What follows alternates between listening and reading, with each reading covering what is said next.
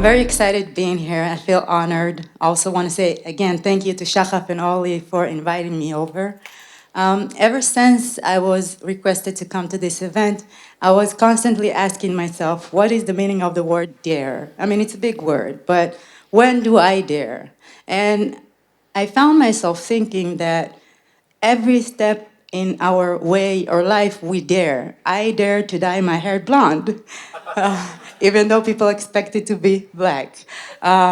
Everything you do is daring. So I really think that this event and the fact of me being here talking about my story is a very honorable position, and thank you for that. Okay, I want to start with the question. When I stand here before you, what do you see? A woman, a black woman.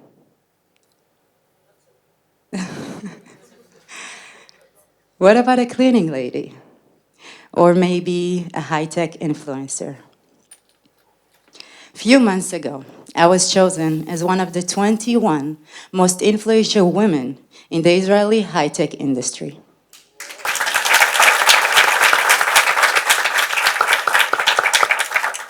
But just 4 years ago, I was cleaning floors, and I had zero knowledge in technology.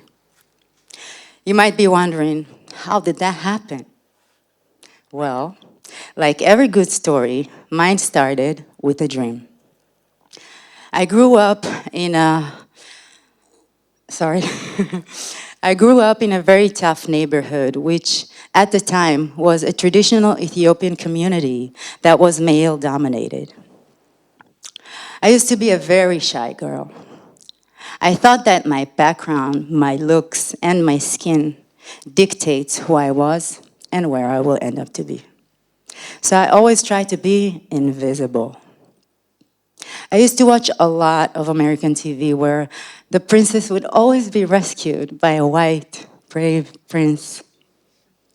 And I remember thinking that if I wanted to get out of my neighborhood, I'm gonna have to work very hard, dreaming to travel the world and be successful.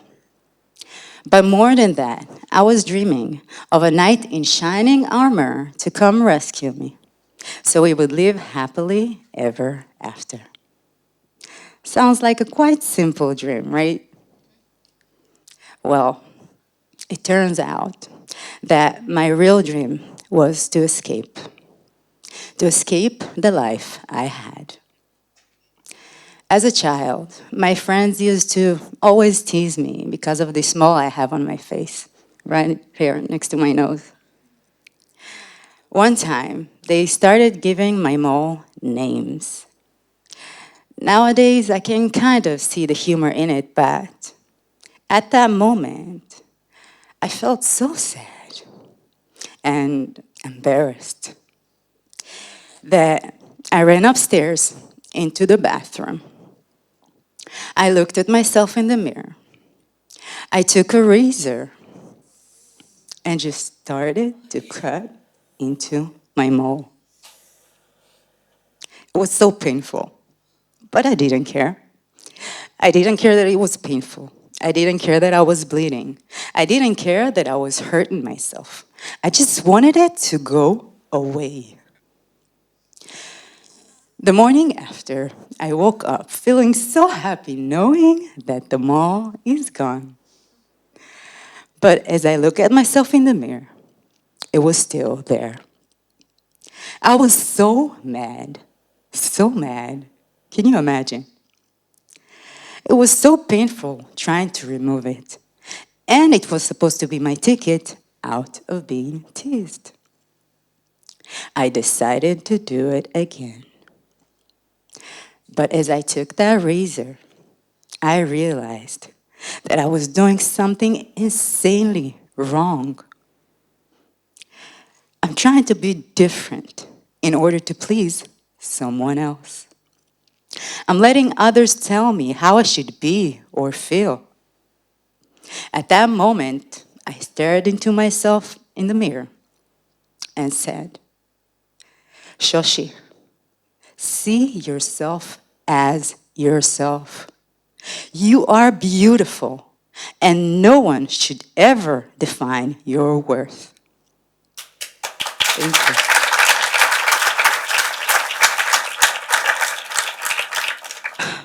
I was 14 years old. At 14, I embraced who I truly am, and I realized that I am unique.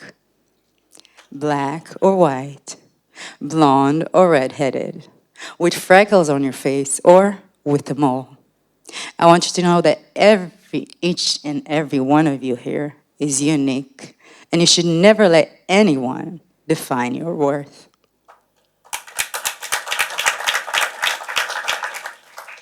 My childhood dream to escape to a better reality remained. And when I was 23, I was finally able to leave my neighborhood and travel the world. Throughout my trip in Philadelphia, I happened to walk into a mall called King of Persia Mall. And that's when I saw him. He was standing right there. He was 6 feet tall, very muscular. He had blondish hair and green eyes. He was just standing there holding his hands on his waist like Superman. The lights from the glass ceiling acted as a spotlight on him, and it was as if the universe was telling me, here is your night. We fell in love, we were married, and had our first baby. My childhood dream had come true, and we were going to live happily ever after. Only I couldn't.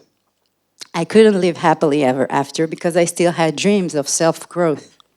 And since I didn't have a work permit in the USA, I couldn't pursue this. We flew back to Israel, returning to the same 3-bedroom apartment I grew up in. And here I am again, living in the same neighborhood with my mom, my brother, and my sister. Only now I also added a husband, a child, and had another baby on the way. It felt like going back to square one, and this was just too much to bear. So even though we had financial problems, we decided to rent a small apartment. And just a couple months after my beautiful daughter was born, things hit rock bottom. I received an electric bill that I just couldn't afford. So now what? No heat? And that's when I finally understood. I could either fall to self-pity and despair, or I can rely on myself to move forward in my life. Instead of looking for the knight in shining armor to come rescue me, I've decided to become my own knight. I sat down and made a list of everything that was important for me to achieve in my next dream job. I wanted financial freedom, so I wouldn't have to depend on anyone but myself. I also wanted the flexibility since it seems like I was going to be a single mother pretty soon. I visualized myself working in an office with an open space, a place where I could show my true skills and abilities in pursuing my dreams of self-growth. But since we needed the money right away, I started to clean houses. Now, this was not easy, but it sure did not mean that I was losing my focus towards my next dream job. I now knew that my current situation was not my final destination. After a few weeks of cleaning, I happened to receive a job offer to come to the cleaning at a high-tech company. Now, I didn't want to continue and do the cleaning, but it was clear to me that this was an opportunity.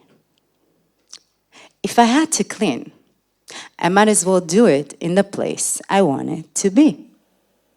Cleaning at a high-tech company would have allowed me to be in the same room with the group of people I eventually wanted to work with. I took that cleaning job so I could be visible with the right people. I remember the first day I came to clean the offices at WalkMe, and I just couldn't believe my eyes. It looked exactly like the place I visualized for my next dream job. As I'd clean the office, I'd visualize myself as if I was working in one of their high-tech positions. And I enjoyed every second of it. I'd walk around there and talking to people every chance I got. I shared with them my future dreams and goals. I made sure they all see my shining armor. They loved my confidence and presence. I would walk around there as if I was a boss of my own department. After a few weeks of cleaning, one of the guys in the office came to me and he said, a guy by the name of Ido, by the way, "Are you good with computers?" I immediately said yes. He then said, "Well, there's a new QA position opening, and I was wondering if you want to apply. All you really need is a good knowledge of computers and a good English. I'll try to get you an interview." At that moment, I grabbed him with two hands and I said, "You're not trying to get me that interview. You are getting me that interview. Trust me."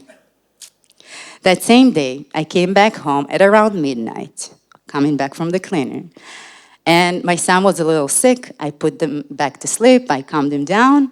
And as soon as he fell asleep, I jumped off to my computer. I Googled WalkMe, and I started to read everything there is to know about that company. I finally found that there is the editor that I can download. I downloaded it, and I started studying it from scratch.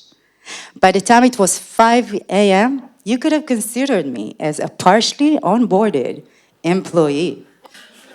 Talk about daring, right? The next day, I came to the offices, I took a little note and I wrote on it, "I know the product, I'm waiting for my interview." And I left it on Ido's desk. 2 days after that, I got my first call, which was the interview at WalkMe. Now, I'm not going to take you throughout the whole story, but I can only tell you that from that stage on, every technical interview went smoothly for me. They loved the fact that I put in the hard work and they saw the potential in me. Throughout the interview process, while I was still cleaning, I happened to meet one of the executives in the hallway. As usual, I was being very friendly and I was sharing with him that I'm looking to achieve a position in a high-tech company. I also added, "Who knows, maybe I'll end up working here." He then gave me that look. And I knew exactly what that look meant. "You?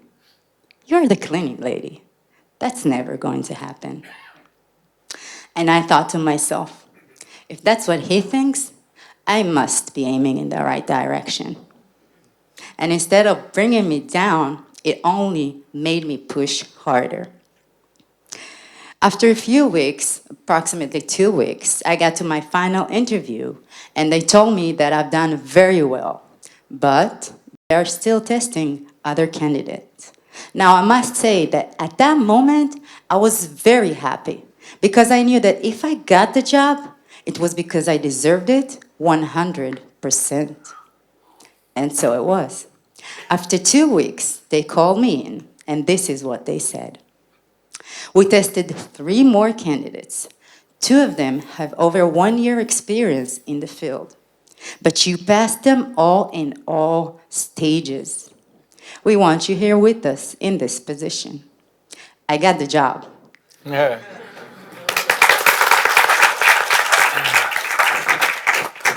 After a little less than a year in this position, I got my first promotion and I became the QA team leader. 2 years after that, I became the company's mobile operations manager. Now, I want to add that just recently, I received another department, and now I'm the mobile and desktop operations manager.